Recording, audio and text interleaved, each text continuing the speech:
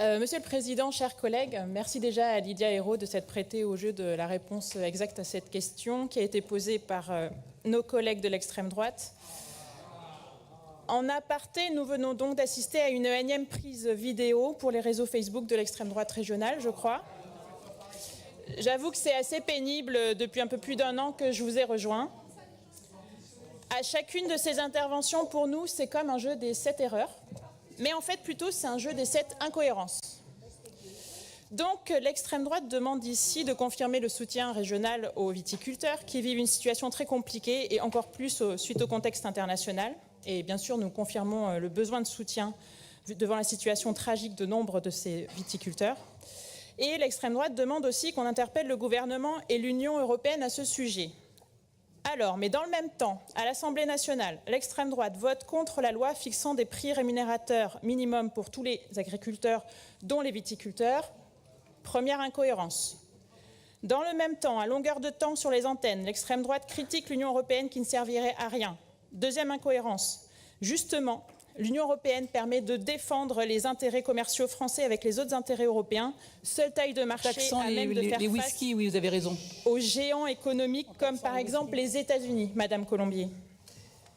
Je vous écoute, vous pouvez m'écouter, je pense. Mais je vous écoute. Peut-être que ça vous dérange ce que je vous raconte. Et dans le même temps, comme l'a dit plusieurs fois Madame Le Pen, l'extrême droite prône le même protectionnisme nationaliste pour la France que Monsieur Trump. Eh bien, ça aboutirait, figurez-vous, aux mêmes conséquences pour les filières régionales dépendantes de l'export, comme la viticulture et en particulier le cognac. Troisième incohérence. Bon, je m'arrête là, je ne vais pas faire les 7. Alors du coup, j'ai juste 2 ou 3 questions. C'est qui exactement ce que vous appelez les escrologistes, comme vous avez traité certains de nos collègues? Et concrètement, l'extrême droite ferait quoi pour les viticulteurs si elle était au pouvoir? Nous, on n'a toujours pas compris et je crois que la majorité de cette Assemblée non plus. Bon, comme d'habitude, vous n'allez pas publier sur vos réseaux ce que je suis en train de vous dire, ni ce qu'a dit Lydia, ou alors vous allez juste le déformer à votre avantage. Respecter vos électeurs, ce serait déjà de ne pas leur mentir par omission, mais leur présenter non seulement ce que vous dites, mais ce qu'en disent les différents élus de cette Assemblée. Est-ce que vous publierez les réponses de Lydia? On n'a aucune leçon à recevoir de vous. Je n'en ai pas non plus. Vous avez tort, madame. Alors,